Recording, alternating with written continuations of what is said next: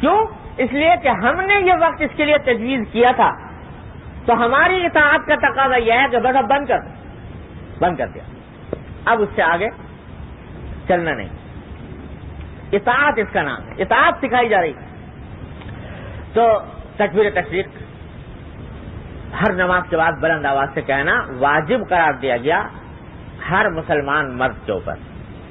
عورتوں پر واجب ہے نہیں، اس میں فقہاء کرام کا اختلاف ہے، بعض کہتے ہیں واجب ہے عورتوں پہ، بعض کہتے ہیں عورتوں پر واجب نہیں ہے، لیکن بہرحال افضل خواتین کے لیے بھی یہی ہے کہ باتفاق کہ نماز کے بعد وہ بھی تکبیر تشریق کہیں۔ عام طور سے مردوں کو تو کچھ توفیق ہو جاتی ہے، اس لیے کہ مرد جماعت سے نماز پڑھتے ہیں مسجد میں آ کر، تو کوئی نہ کوئی کہہ دیتا ہے تو یاد آ جاتا ہے کہنا، اور خواتین کو مسئلہ معلوم ہی نہیں کہ بھائی تکبیر تشریق بھی کوئی چیز ہے، اس واسطے اکثر خواتین اس سے محروم رہتی ہیں۔ تو ان کو بھی بتانے کی ضرورت ہے کہ اپنے گھروں میں وہ نماز کے بعد، البتہ فرق اتنا ہے کہ مرد زور سے کہیں اور عورتیں آہستہ کہیں، وہ زور سے نہ کہیں۔ عورتوں کو اللہ تبارک و تعالیٰ نے ہر جگہ عورتوں کا پردہ رکھا ہے، خواتین کا ہر جگہ پردہ رکھا ہے اللہ تبارک و تعالیٰ نے۔ مردوں جو کام مردوں کے لیے بلند آواز سے مسنون ہے وہ عورتوں کے لیے آہستہ آواز سے مسنون ہے، اس واسطے ان کو کہا گیا کہ وہ آہستہ کہیں۔ تو یہ دوسرا حکم ہے جو اسی زمانے کے ساتھ مخصوص ہے، سارے سال یہ کوئی عبادت نہیں ہے بحیثیت تکبیر تشریق۔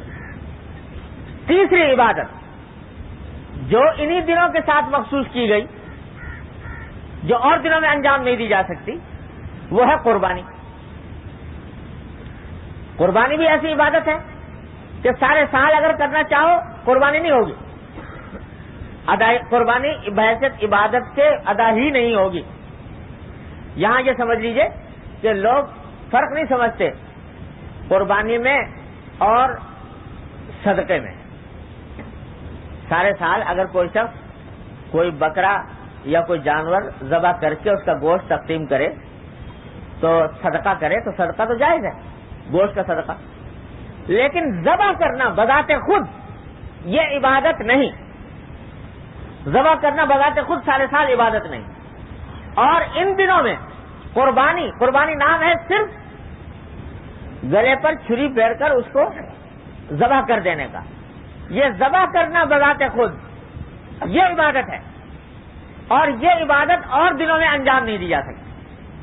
قربانی کی عبادت ادا ہو جاتی ہے ٹھیک اس وقت جب کسی جانور کو ذبح کیا گیا، قربانی اللہ تبارک و تعالیٰ کی رضا کی خاطر اس کے گلے پر چھری پھیر دی گئی، بسم اللہ اللہ اکبر کہہ کر ذبح کر دیا، ہو گئی ادا قربانی۔ اب آگے گوشت اس کا تقسیم کرے نہ کرے، کھائے نہ کھائے، اس سے قربانی کا کوئی تعلق نہیں، قربانی صرف گلے پر چھری پھیر دینے کا نام ہے۔ اور یہ عبادت سوائے ان 3 دنوں کے 10، 11، 12 ذی الحجہ اور کسی وقت میں مشروع نہیں، اللہ تبارک و تعالیٰ نے اس کو بحیثیت عبادت کے مقرر نہیں فرمایا، اور ان دنوں میں کر دیا، اور ایسا کر دیا کہ حدیث میں فرمایا نبی کریم سرور دو عالم صلی اللہ علیہ وسلم نے کہ ان دنوں میں اللہ تبارک و تعالیٰ کو کوئی عمل اتنا محبوب نہیں جتنا خون بہانے کا عمل۔ جتنا زیادہ خون بہاؤ گے، جتنا زیادہ قربانی کرو گے، اتنا ہی اللہ تبارک و تعالیٰ کے ہاں محبوب ہوگا۔ یہ عبادت ان دنوں انجام دے مقرر فرما دی گئی۔ یہ جو اس زمانے کے اندر یہ سلسلہ رکھا ہے کہ 3 عبادتیں ایسی جو اور دنوں کے اندر انجام نہیں دی جا سکتی، انہی دنوں میں دی جا سکتی ہیں۔ ان کے ذریعے در حقیقت جذبہ ہمارے آپ کے اندر پیدا کیا جا رہا ہے اطاعت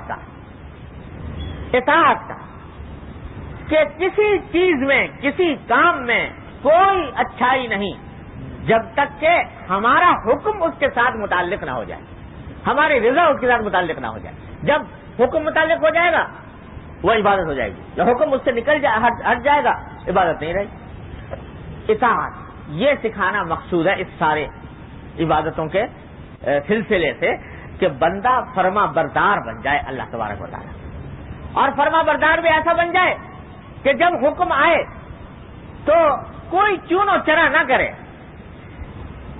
یہ حکم کیوں دیا گیا, کیا اس کی مصلحت ہے, کیا اس کی حکمت ہے, کیا اس کے پیچھے فائدہ ہے, یہ تلاش نہ کریں, بلکہ بس جب حکم آ گیا تو کر ڈالیں.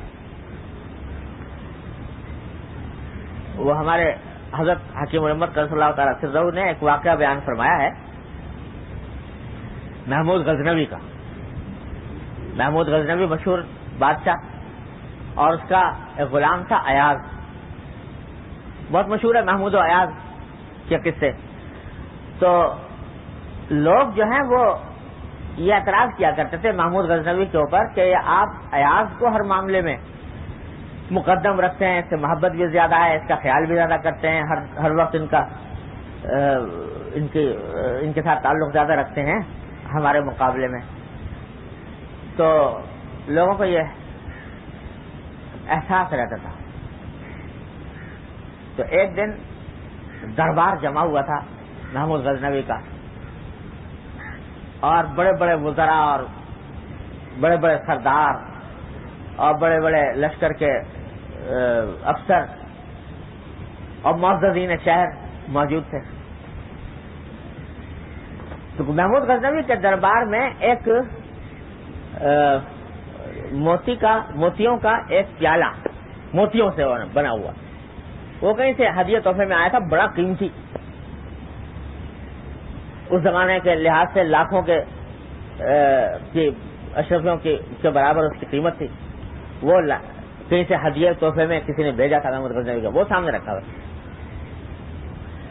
تو سارے جتنے وزراء بیٹھے تھے, محمود غزنوی نے وزیر اعظم سے اپنے کہا کہ بھائی یہ جو پیالہ رکھا ہے اس کو اٹھا کے توڑ. وزیر اعظم کھڑا ہو کے ہاتھ جوڑنے لگا کہ جناب یہ اتنا قیمتی ہے, موتیوں سے بنا ہوا, اور آپ کے پاس تحفے میں آیا ہے, اس کو کیوں توڑواتے ہیں, اس کو رہنے دیجیے. خیر محمود غزنوی نے کہا اچھا, دوسرے سے کسی سے کہا کہ بھائی تم توڑ دو. وہ بھی کھڑا ہو کے کہنے لگا کہ میں یہ اتنا قیمتی ہے اور یہ ٹوٹ جائے گا تو یہ تو بہت نقصان ہو جائے گا. کئی لوگوں سے کہا, ہر ایک نے کھڑے ہو کر معذرت کر لی اور اپنی مصلحتیں بتائیں کہ صاحب یہ تو توڑنے میں بڑا نقصان ہے. ایاز بھی موجود تھا, ایاز کو بلایا, ایاز یہ پیالہ رکھا ہوا ہے موتیوں کا, توڑ ڈالو اس کو. وہ آگے بڑھا, اس نے پیالہ اٹھایا, اٹھا کے پٹک کے مارا, وہ ریزا ریزا ہو گیا, ٹوٹ گیا. جب ٹوٹ گیا تو محمود غزنوی نے اس ایاز سے کہا کہ یہ کیا حرکت تھی تم نے, اتنا زبردست قیمتی پیالہ ہمارا توڑ دیا, اور تم یہ سب بیوقوف تھے, یہ سب وزیر اعظم اور وزراء جتنے بیٹھے ہوئے تھے, ان کو ہم نے کہا, انہوں نے نہیں توڑا, اس واسطے کہ یہ سمجھتے تھے کہ ہمارا نقصان ہو جائے گا, ہمارے نقصان سے بچانے کے لیے انہوں نے کھڑے ہو کر ہم سے ہاتھ جوڑے, ہم سے کہا کہ نہ توڑوائیے, یہ بیوقوف تھے, اور تم نے ایک لمحے کے اندر سارا پیالہ توڑ دیا. تو ایاز نے کھڑے ہو کر ہاتھ جوڑے اور کہا کہ جی جہاں پناہ غلطی ہو گئی, معاف فرما دیجیے, غلطی ہو گئی. کہا غلطی تو ہو گئی, مگر یہ بتا غلطی کی کیوں تم نے. کہا کہ جی بات اصل میں یہ ہے نہیں ٹوٹنا چاہیے, اور اس کو حکم کی تعمیل کے وقت میں کسی حکمت, کسی مصلحت, کسی فائدے کے بیان کرنے کی ضرورت نہیں, اتنی بات کافی ہے کہ میرے بادشاہ نے حکم دیا.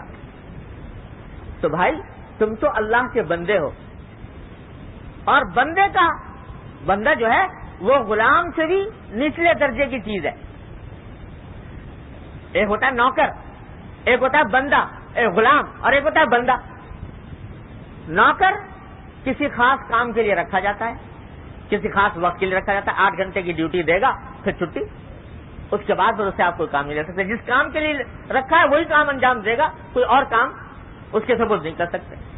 غلام نہ کسی وقت کا پابند ہوتا ہے, نہ کسی کام کا پابند ہوتا ہے. آقا جب اس کو جو چاہے حکم دے وہی کام کرے گا. اگر کہے کہ بھائی جا کر قلعے کو فتح کرو, لشکر کی قیادت کرو, قیادت کرے گا. گورنر بنا دے, گورنر ہی کرے گا. کہیں گے پخانہ صاف کرو تو پخانہ صاف کرنا پڑے گا. نہ کسی خاص کام کے لیے ہے, نہ کسی خاص وقت کے لیے ہے. جس وقت اس کو جو حکم دے دے آقا وہ کرے گا, لیکن اس کے باوجود عبادت نہیں کرتا. غلام کی، غلام اپنے آقا کی بندگی نہیں کرتا. اور بندہ اس سے بھی آگے ہے کہ غلام سے بھی آگے کہ اپنے آقا اللہ تبارک و تعالیٰ کے حکم کا بھی پابند اور اس کی عبادت بھی کرنے والا. تو جب ایک غلام کا یہ حال ہے، اس کو یہ غیرت ہے کہ میرے آقا کا حکم نہیں ٹوٹنا چاہیے، تو بندے کا کام تو اس سے بھی آگے ہونا چاہیے کہ جب اللہ کا حکم آ جائے تو اس کے بعد پھر حکمت مصلحت کی تلاش نہ کرے، بس سر تسلیم خم کر دے. ما کان لمؤمن ولا مؤمنۃ اذا قضى الله ورسوله امرا ان يكون لهم الخيرة من امرهم. جب اللہ کا حکم آ جائے تو اب چنو چرا کے مجال نہیں، اور پھر حکمت مصلحت تلاش کرنی نہیں ہے. اب تو یہی ہے کہ حکم کی تعمیل کرنی. سارے حج میں یہی سکھایا جاتا ہے. ذرا سوچو تو صحیح کہ پتھر لگا ہوا ہے مینا میں 3 جمرات کہتے ہیں جی، اور حکم یہ کنکریاں مارو. اس حکم کو کسی بھی عقل کی میزان میں تول کر دیکھ لو کہ کوئی عقل کی بات ہے کہ ایک پتھر سامنے لگا ہوا ہے، اب اس کو ساری مخلوق 22 لاکھ آدمی اسی کام پہ لگے ہوئے ہیں کہ اس کو کنکریاں مار رہے ہیں کھڑے ہوئے. کوئی عقل کی بات نظر آتی ہے؟ اور اس طرح مار رہے ہیں کہ اپنی جان پہ کھیل کر. حج کے اندر آج کل سب سے مشکل کام رمی کرنا ہو گیا جمرات، کہ دھکا مکا کھا رہے ہیں، خود زخمی ہو رہے ہیں، لیکن اس کو مار رہے ہیں. لوگ سمجھتے ہیں کہ ہم یہ شیطان کو مار رہے ہیں، حالانکہ وہ جمرات خود شیطان تو نہیں ہے، لوگ انہیں کو شیطان کہتے ہیں. اور شیطان اس درجہ کہتے ہیں کہ یہ بڑا شیطان، یہ چھوٹا شیطان، یہ درمیانہ شیطان، نام اس کا شیطان رکھ رکھا ہے. اور وہاں جا کے شیطان کے اوپر غصہ بھی خوب نکالتے ہیں. وہ کنکریاں کے بجائے بہت سے لوگوں کو دیکھا اٹھا کے جوتے ہی مارنا شروع کر اس کے. تو جوتے جو مار رہا ہے کوئی شخص جوتے مار رہا ہے تو اس سے رمی کا ثواب نہیں ہو رہا، حالانکہ جوتے مارنے میں زیادہ تذلیل ہے شیطان کی بنسبت کنکری مارنے میں. لیکن حکم چونکہ کنکری مارنے کا ہے، لہذا عبادت کنکری مارنے سے ہی ادا ہوگی اور اسی سے ثواب ملے گا. جوتے کیا لاٹھی مار لو اس کو تو وہ ثواب نہیں ملے گا جو کنکری مارنے میں ہے. لیکن یہ عمل جو ہو رہا ہے کہ پتھروں کے اوپر کنکریوں کی بارش ہو رہی ہے، جا کے دیکھو وہ منظر عجیب و غریب ہوتا ہے کہ ہر ایک مسلسل ایک تانتا بندھا ہوا ہے کنکریوں کا، ہاتھ مسلسل چل رہے ہیں اور کنکریاں لگ رہی ہیں. کسی عقل کی میزان میں تول کے دیکھ لو اس کو. کوئی آدمی جو مسلمان نہ ہو اور اللہ پر، اللہ کے رسول صلی اللہ علیہ وسلم پر ایمان علیہ باللہ نہ رکھتا ہو، وہ دیکھیں کیا پاگل لوگ ہیں کہ یہ اس کے اوپر کنکریاں مار رہے ہیں. کوئی عقل کی بات نظر نہیں آتی. لیکن یہی عمل اللہ تبارک و تعالیٰ کے محبوب، مقبول، اور ایک دوسرے کو مبارکباد دے رہے، بھائی مبارک ہو، رمی اچھی طریقے سے کر لی، اللہ تعالیٰ کا شکر ہے. یہ اس کے اوپر مبارکباد دی جا رہی ہے کہ ہم نے چونکہ یہ عمل بتا دیا ہے کہ یہ کرو تو اب یہ عمل عبادت ہو گیا. آج جا کے یہ کام کر لیں. بھائی اس وقت بڑا ہجوم تھا، چلو اب چھیڑے اور ویرانے میں جا کے تنہائی سے جا کر چپکے سے کرائیں، اس شیطان کو مارائیں، تو اب کچھ بھی نہیں، نہ کوئی عبادت نہ کوئی ثواب. اس میں ہر چیز میں، ایک ایک چیز میں اللہ تبارک و تعالیٰ یہ دکھا رہے ہیں کہ عقل کی، کہ عقل جو انسان نے اپنی عقل سے جو گھرौندے بنائے ہوئے ہیں ان کو اللہ تبارک و تعالیٰ توڑ رہے ہیں حج کے ایک ایک عمل میں. صحیح ہو رہی ہے صفا مروا کے درمیان، صفا بھی ایک پہاڑی، مروا بھی ایک پہاڑی، دوڑ رہے ہیں. بھائی کیوں دوڑ رہے ہو؟ حضرت ہاجرہ جو دوڑی تھی وہ تو کسی مقصد سے دوڑی تھی، پانی کی تلاش تھی، پانی نہیں مل رہا تھا، یہاں سے وہاں دوڑی، وہاں سے یہاں آئی، دوڑتی جا رہی ہیں، کسی مقصد سے دوڑی تھی. تم کیوں دوڑ رہے ہو؟ تو کوئی مقصد بظاہر نظر نہیں آتا، لیکن اللہ تبارک و تعالیٰ نے کہہ دیا دوڑو، بے مقصد ہی دوڑو، تو اب وہ بذات خود مقصد بن گیا. ایسا مقصد بن گیا کہ اس کے ایک ایک قدم کے اوپر اللہ تبارک و تعالیٰ گناہ معاف فرما رہے ہیں، درجات بلند فرما رہے ہیں. کعبہ شریف کے گرد چکر کاٹ رہے ہیں. چکر کاٹے جا رہے ہیں گھر کے گرد. بھائی کیوں کاٹ رہے ہو؟ دعا کرنی ہے تو بیٹھ کے کر لو آرام سے. لیکن کعبے کے گرد چکر دیوانہ وار لگائے جا رہے ہیں. کوئی دیکھنے والا دیکھے تو کوئی دیکھنے میں کوئی عقل کی بات نظر نہیں آتی. سلے ہوئے کپڑے اتار دیے اور اس کی جگہ چادریں پہن لی. سلے ہوئے کپڑے کو جگہ چادریں پہن لی, بال نہیں کاٹ رہے, خوشبو نہیں لگا رہے, چہرہ نہیں ڈھک رہے. یہ ساری پابندی اپنے اوپر عائد کر رکھی ہے. کوئی عقل کی بات عقل کی نظر نہیں آتی ظاہر میں. لیکن کیونکہ ہم نے کہہ دیا کہ ایسا کرو تو اس دیوانہ کے دیوانہ نہ شد, اس فردانہ کے فردانہ نہ شد. مولانا رومی رحمۃ اللہ علیہ فرماتے ہیں کہ آج یہ دیوانگی ہمیں محبوب ہے, یہی ہمارا مطلوب ہے, یہی مقصود ہے. تو یہ سب کچھ ساری عبادتوں سے یہ سکھایا جا رہا ہے ہمیں آپ کو کہ جب ہمارا حکم آ جائے تو پھر چنو چرا کے مجال نہیں. یہ قربانی جو اب انجام دی جا رہی ہے, آج لوگ کہتے ہیں کہ صاحب قربانی کرو گے تو بڑا معاشی نقصان ہوگا اور اتنے جانور جو ہیں وہ کم ہو جائیں گے, لاکھوں روپیہ نالیوں میں بہ جائے گا. الیاذ باللہ العلی العظیم. ارے جس جہاں قربانی کی اصل جہاں سے شروع ہوئی اس کو دیکھو کہ ابراہیم خلیل اللہ علیہ السلام کے اوپر حکم آ گیا کہ بیٹے کو ذبح کر. کسی بھی مذہب, کسی بھی نظام اخلاق, کسی بھی فلسفے کے اعتبار سے اس حکم کو جانچ کر دیکھ لو کہ آیا اس میں کوئی معقولیت نظر آتی ہے کہ باپ اپنے بیٹے کو ذبح کر دے. اول تو انسان کو قتل کرنا اتنا بڑا گناہ جو قرآن کہتا ہے کہ جس نے ایک انسان کی جان لی اس نے گویا پوری انسانیت کو قتل کر دیا. اور یہ فرمایا من یقتل مؤمنا متعمدا فجزاؤہ جہنم خالدا فیہا, جو شخص ایک مومن کو جان بوجھ کر قتل کرے اس کی سزا جہنم ہے جس میں ہمیشہ ہمیشہ رہے گا. یہ لفظ ہے قرآن کریم.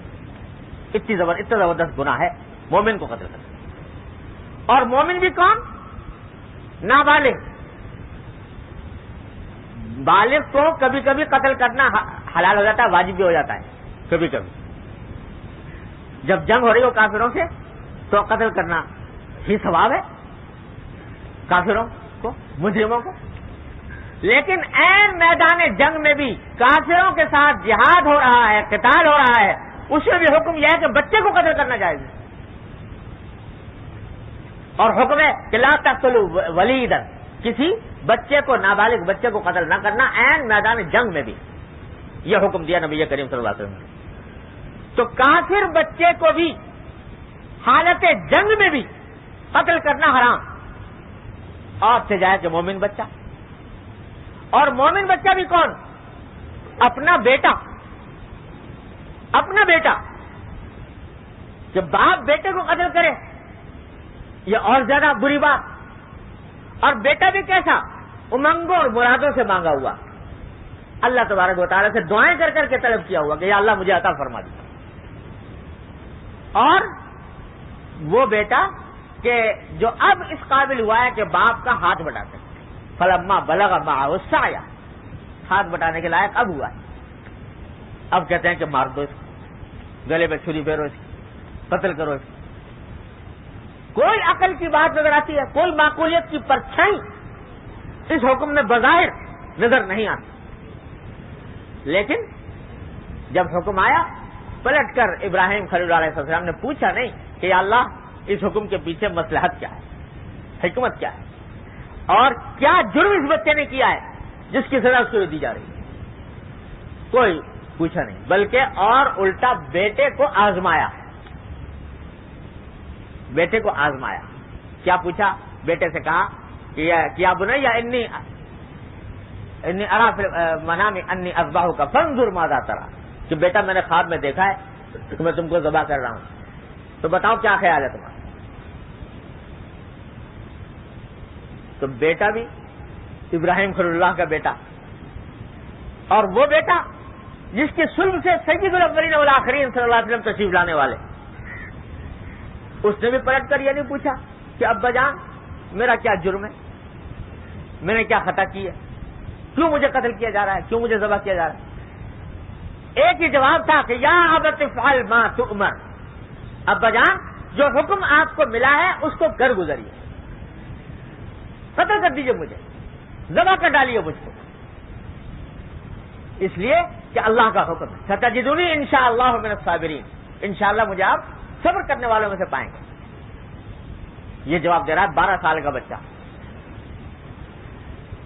حالانکہ کہا یہ تھا انہیں کہ میں نے خواب میں دیکھا ہے کہ تمہیں قتل کر رہا ہوں، اور خواب میں کوئی ہم جیسا مولوی ہوتا تو 1000 تعویلیں کرتا کہ خواب میں ہی تو دیکھا ہے، کون سی بیداری میں دیکھا، لیکن بیٹا جانتا تھا کہ انبیاء علیہ السلام کا خواب وہی ہوتا ہے، حکم ہے، اس لیے فرمایا عرض کیا کہ یا ابت افعل ما تؤمر، جو حکم دیا جا رہا ہے کر گزری، ستجدونی انشاءاللہ من الصابرین۔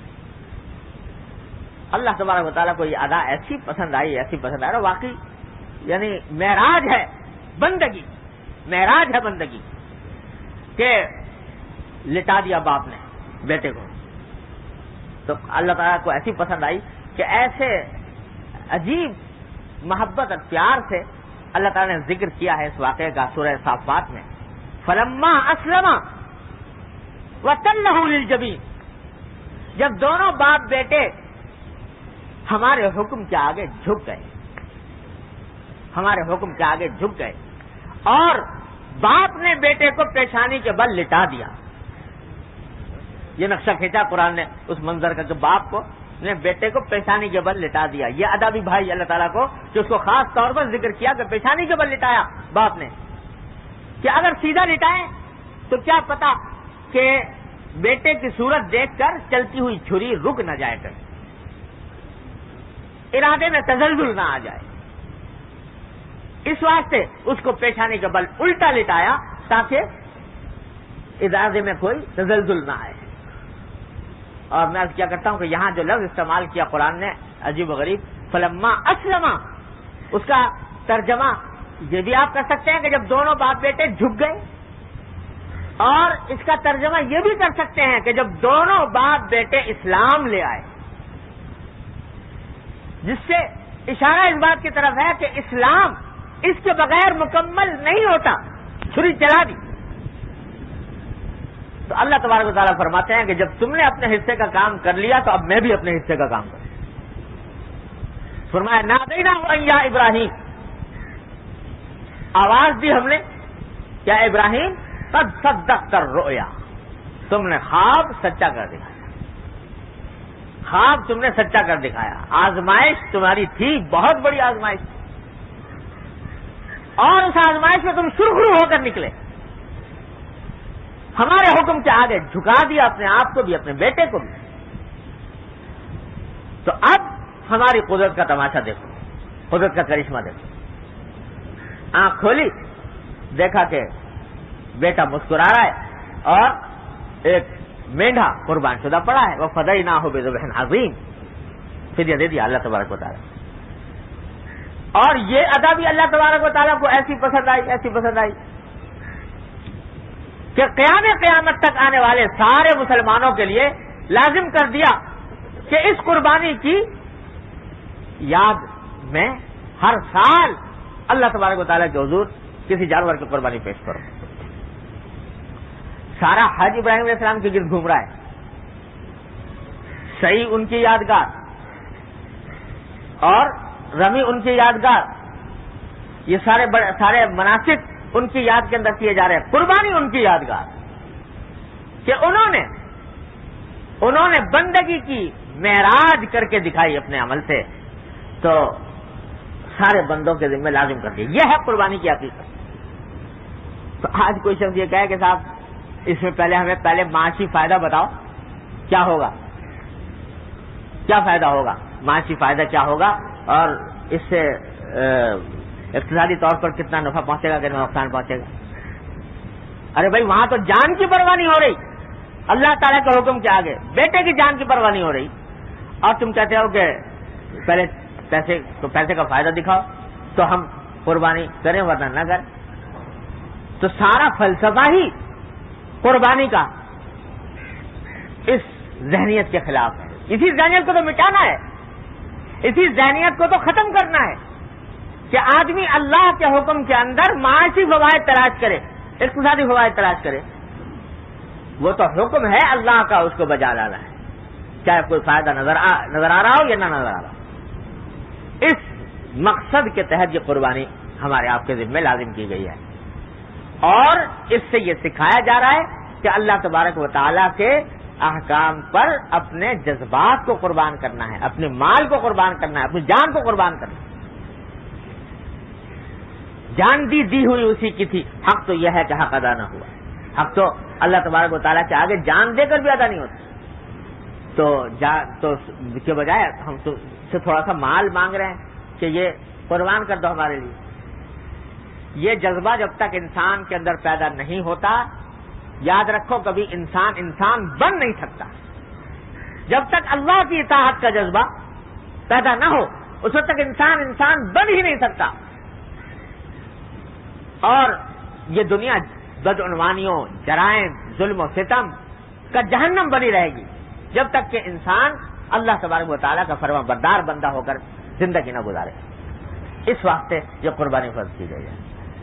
تو بھائی یہ ہے اس قربانی کا پس منظر جو آنے والی ہے انشاءاللہ چند روز کے اندر.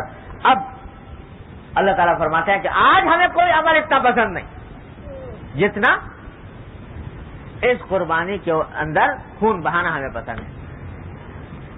خون بہاتے ہوئے کہہ دو ان صلاتی و نسکی و محیایا و مماتی للہ رب العالمین.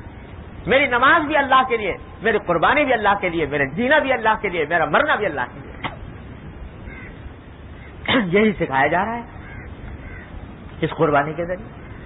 تو اب اس میں اور کچھ حکمت تلاش کرنی نہیں، بس صرف یہ کہ یہ حکم ہے اور نبی کریم سرور دو عالم صلی اللہ علیہ وسلم کی سنت ہے. آپ نے کسی سال قربانی ترک نہیں فرمائی. اور نہ صرف یہ کہ ترک نہیں فرمائی بلکہ ویسے تو آپ کے پاس عام طور سے نصاب زکوٰۃ جمع ہی نہیں ہوتا نبی کریم صلی اللہ علیہ وسلم کو، لیکن اس کے بعد اس کے ہر سال زکوٰۃ، ہر سال قربانی ادا فرمائی. اور صرف اپنی طرف سے نہیں، ایک مینڈھا پوری امت کی طرف، امت کے وہ بندے جنہوں نے قربانی نہیں کی یا نہیں کر سکتے، تو ایک مینڈھا ان کی طرف سے، سب کی طرف سے قربان فرمایا نبی کریم صلی اللہ علیہ وسلم. یہ ہے نبی کریم صلی اللہ علیہ وسلم کی رحمت اور رافت اپنی تمام امت کے اوپر، جو قربانی کر کے تشریف لے گئے. تو یہ قربانی اس نیت سے کرنی ہے، اور اس کا ثواب اتنا مقرر کر دیا کہ فرمایا کہ جو جانور قربان کیا جاتا ہے تو جتنے اس کے جسم پر بال ہیں، ہر بال کے عوض ایک نیکی تمہارے نام آیا مال میں لکھتے. گن لو، شمار سے باہر ہیں بال، تو بے شمار نیکیاں اس کے اندر لکھی جا رہی ہیں اس قربانی کے اندر. اس جذبے کے ساتھ بھائی قربانی کرنے کی ضرورت ہے. مسائل معلوم کر لیجئے علماء کرام سے تو کہ بھائی کس کے اوپر واجب ہوتی ہے.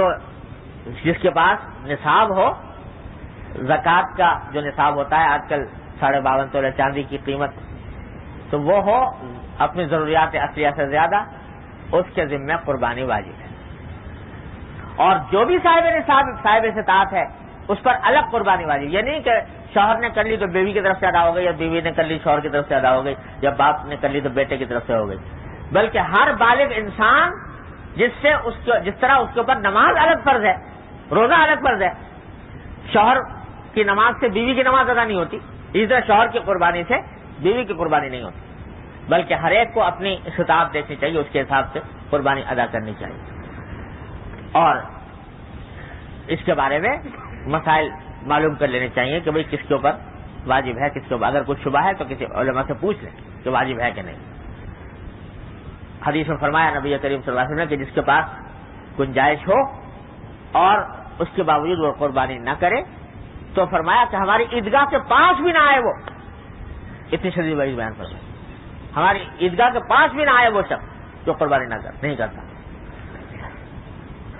اور آج کل ایک غلط فہمی لوگوں میں پھیل گئی ہے،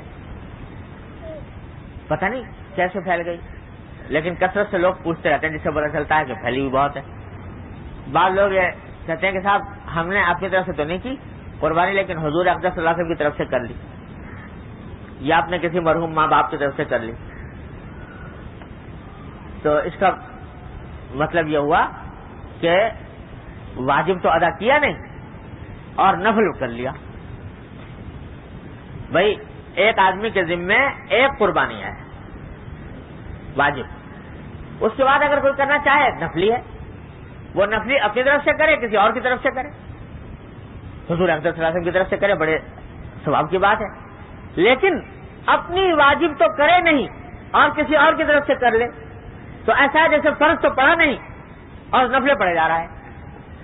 تو جس طرح وہ غلط ہے اسی طریقے سے یہ بات بھی غلط ہے، اور ہر ایک کو اپنے واجب کی ادائیگی کی پہلے فکر کرنی چاہیے۔